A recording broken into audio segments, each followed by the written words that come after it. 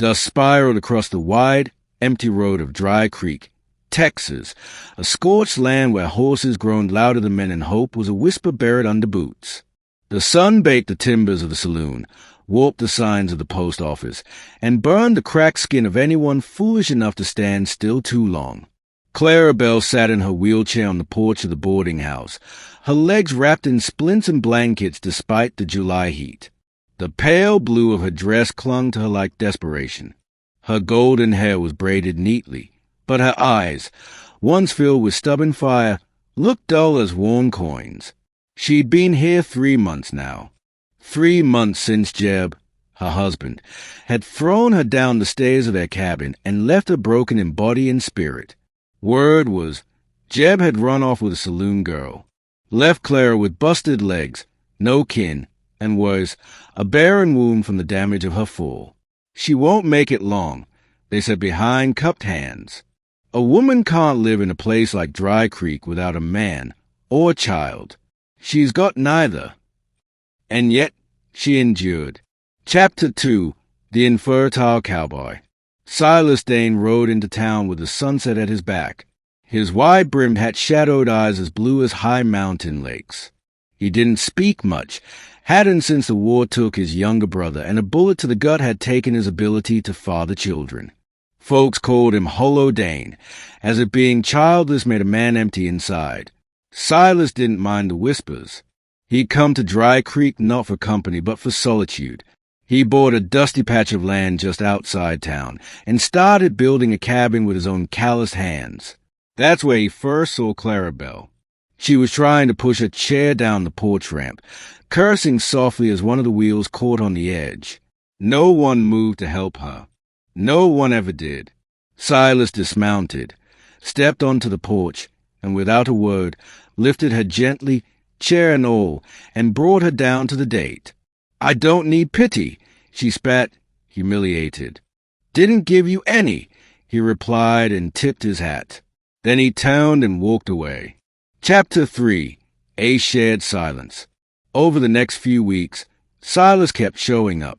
He brought her sweet apples from his orchard, fixed the porch ramp so it wouldn't catch, repaired her squeaky wheelchair wheel without being asked, never lingered, never asked questions.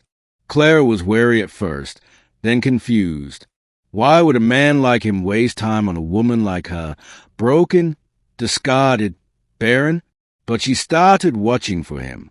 A shadow passing the window, a saddle creaking in the distance. She listened for his quiet knock, her heart thudding with an emotion she had once buried with her dignity. One afternoon, a storm hit sudden and cruel. Clara, trying to pull laundry off the line, tipped from her chair into the mud. Lightning cracked the sky. Her arms flailed helplessly. Then Silas was there, always there, lifting her again like she was made of petals instead of pain. "I hate needing help," she sobbed into his chest. Silas held her until the storm passed. "We all need help, Clara Bell. Some of us are just better at hiding it."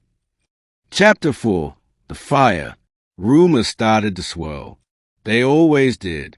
Silas Dane and that crippled woman, the barkeep sneered. His wasting his name on a broken mare. Clara heard it. Silas did too. But neither spoke of it until the fire. A gang of drifters, drunk and mean, rolled into town looking for trouble. One of them, a scarred man with dead eyes, caught sight of Clara and grinned. "Pretty girl for one with busted wheels," he said, grabbing her hair as she wheeled past the general store. Silas arrived in seconds. His fist broke the man's jaw. The others attacked. It was 4 against 1. Silas fought like a mountain lion, raw, desperate. He took a knife in the side but stood his ground until Sheriff Boone fired a warning shot and the drifters scattered. Clara sat in her chair, shaking, watching the blood pour down Silas's shirt. "You fool," she wept. "You could have been killed." Silas knelt, his hand still bleeding, and looked into her eyes. "You're worth bleeding for." Chapter 5, Be My Wife. Silas's wound took weeks to heal. Clara visited every day, rolling herself a mile from the boarding house to his ranch. She read to him, cooked him soup with her trembling hands. He showed her how to ride a cart horse, and they fashioned a makeshift harness she could manage with her weak legs. It was during these moments that something beautiful grew, not rushed, not loud, but deep and certain. "You know I can't have children," Silas told her one night, watching the stars from his porch. She turned to him. "And I can't walk. We make quite the pair." He laughed, and it sounded like home. Then one evening, as a wind carried the scent of wild sage, Silas reached into his shirt pocket and pulled out a small silver ring. "Clara Bell, this world ain't easy, and we're both a bit broken. But when I look at you, I don't see what's missing. I see what's possible. Be my wife." Tears slipped down her cheeks. Her voice was barely a whisper. "Yes, yes, Silas." Chapter 6. Redemption and Thunder. Not everyone was happy about the match. Jeb returned. He swaggered into Dry Creek one morning, full of cheap liquor and meaner words. When he found out Clara had taken up with a worthless, childless rancher, his rage boiled over. "She's my wife," he shouted. "She ain't yours to take." "She stopped being yours the moment you threw her down those days," Silas growled. Jeb went for his pistol. Clara screamed. The shot rang out. Then silence. Sheriff Boone stood in the street, rifle smoking. "You pull a gun in my town, Jeb, you die in it." Clara watched as a man who had shattered her life bled into the date. She felt no sorrow, only peace. Silas took her hand.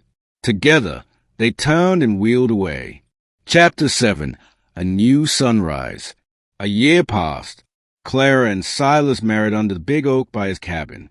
The whole town came, shocked at first, then warmed by the strength of their bond.